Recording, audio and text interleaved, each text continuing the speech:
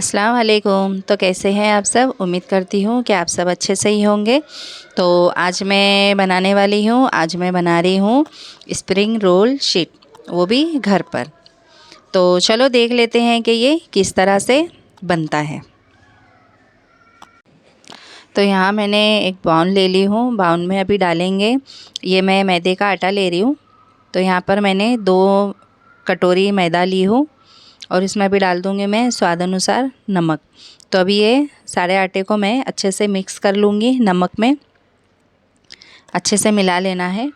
तो यहाँ पर अभी मैं ले रही हूँ 1 गिलास पानी, ये नॉर्मल पानी ही ली हूँ मैंने, ना कि गर्म पानी मैंने नहीं ली हूँ, ये नॉर्मल पानी ही है। और इसको अभी अच्छे से हमको थोड़ा थोड़ा डालकर आटे को अच्छे से गूँध लेना है। हमको एक मतलब सॉफ्ट आटा नहीं गूँधना है, एक थोड़ा सख्त आटा ही रखना है हमको। तो इसको अभी अच्छे से गूँध लेते हैं। तो यहाँ मैंने आटे को देखो अच्छे से गूँध ली हूँ। ज़्यादा मैंने सॉफ्ट नहीं गूँधी हूँ, ना ही ज़्यादा सख्त रखी हूँ, मैंने एकदम नॉर्मली आटा मैंने गूँधी हूँ। तो अभी क्या करेंगे, अभी इसमें मैं ऊपर से थोड़ा सा तेल लगा लूँगी और उसको अभी मैं ढककर रख दूँगी 10 से 15 मिनट के लिए। तो यहाँ पर 10 से 15 मिनट हो गया है हमारे आटे को साइड में रखे हुए। तो अभी क्या करेंगे, अभी इसके हम छोटे छोटे से पेड़े बना लेंगे, ना कि ज़्यादा बड़ा ना ज़्यादा छोटा, मीडियम साइज़ के हमको पेड़े बना लेना है इसके। तो सारे पेड़े अभी मैं इसी तरह से बना लूँगी। तो यहाँ मैंने सारे पेड़े देखो इस तरह से बना ली हूँ। तो अभी क्या करेंगे, अभी इसको हम ढककर रख देंगे ताकि ये सूखे नहीं।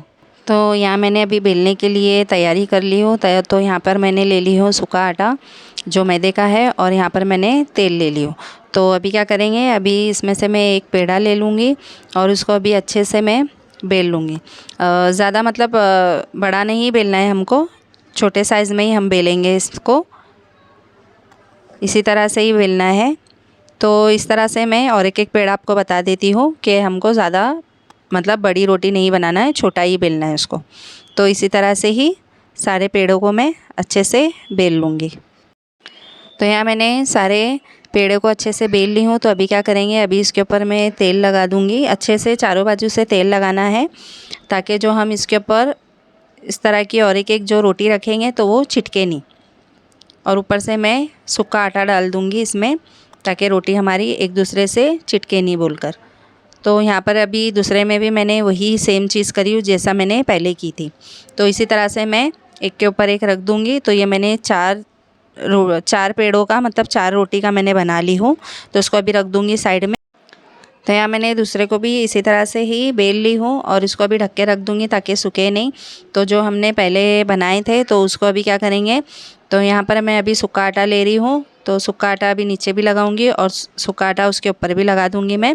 और उसको अभी मैं हल्के हल्के हाथों से अच्छे से गोल बेल लेंगे, ना कि हमको झाड़ा नहीं बेलना है, अच्छे से गोल बेल लेंगे। जितना मतलब आपके तवे पे आए उतना हमको बेल लेना है। तो यहाँ मैंने देखो ये साइज़ का मतलब बेल ली हूँ, मतलब सारे मैंने रोटी रख कर बेल ली हूँ। तो इसी तरह से मैं दूसरा भी बेल लूँगी, बिल्कुल उसी तरह से जिस तरह हम पहले बेले थे। तो उसी तरह से ही उसको भी बेल लेना है। तो यहाँ मैंने उस दूसरे को भी देखो उसी तरह से ही बेल ली हूँ। तो अभी क्या करेंगे, अभी मैं गैस पे रख दी हूँ पैन गरम होने के लिए। तो यहाँ अभी पैन भी अच्छे से गर्म हो गया है और गैस को ना मैंने मीडियम आंच पे रखी हूँ, सिले पे ही इसको पकाना है हमको, ना कि फास्ट पकाना है, क्योंकि रोटी नहीं बनानी है हमको। ये देखो चारों बाजू से आप देख रहे हो कि ये एकदम ट्रांसपेरेंट हो रहा है, यानी आर पार हो रहा है, ये आर पार दिख रहा है हमको। अगर ये इस तरह दिख रहा है ना तो समझ जाना कि ये मतलब ये पकना शुरू हो गया है। तो यहाँ देखो इसी तरह से ये पकना शुरू हो गया है। तो उसको अभी मैं पलट लूँगी और पलट कर भी इसी तरह से ही हम इसको सेक लेंगे। और गैस को भी मैंने सिलो पर ही रखी हूँ। तो दोनों बाजू से अच्छे से इसको अलट पलट करके सेक लेना है। तो यहाँ देखो अच्छे से ये पक चुका है। तो अभी क्या करेंगे, अभी इसको मैं निकाल लूँगी क्योंकि ये पूरा तैयार हो गया है। तो उसको अभी एक प्लेट में मैं निकाल लेती हूँ। तो यहाँ पर मैंने एक प्लेट में निकाल ली हूँ, देखो इस तरह से। तो अभी क्या करेंगे, वापस वही तवे पे मैं दूसरी भी शीट उसी तरह से ही डाल दूँगी और उसी तरह से ही हमको पका लेना है। जिस तरह हमने पहले वाली शीट पकाए थे उसी तरह से ही हमको उसको पका लेना है। तो अभी इसको हम पकने देते हैं। जो शीट हमने निकाली थी तो वो अभी शीट मैं आपको निकाल कर बताती हूँ कि देखो शीट किस तरह से ये तैयार हुई है और किस तरह से ये निकल रही है। तो यहाँ आप देख सकते हो माशाल्लाह शीट हमारी किस अच्छे से तैयार हो चुकी है। और ये देखो कितनी पतली भी बनी है। तो देखो ज़्यादा घाई नहीं करना, क्योंकि मैं जितना घाई कर रही थी वो थोड़ा सा फट गई है, तो कोई बात नहीं। तो देखो इस तरह से ये शीट निकल के तैयार हो गई है। तो यहाँ हमने दूसरे पे मतलब जो शीट डाले थे, तो यहाँ देखो ये भी माशाल्लाह अच्छे से तैयार हो गई है। तो इसको भी अभी मैं निकाल कर आपको तवे पर ही बताऊँगी। तो यहाँ देखो माशाल्लाह ये बहुत अच्छे से निकल रही है। ये देखो इस तरह से, ये देखो ये दूसरी भी मैंने निकाली है, गर्म है बहुत।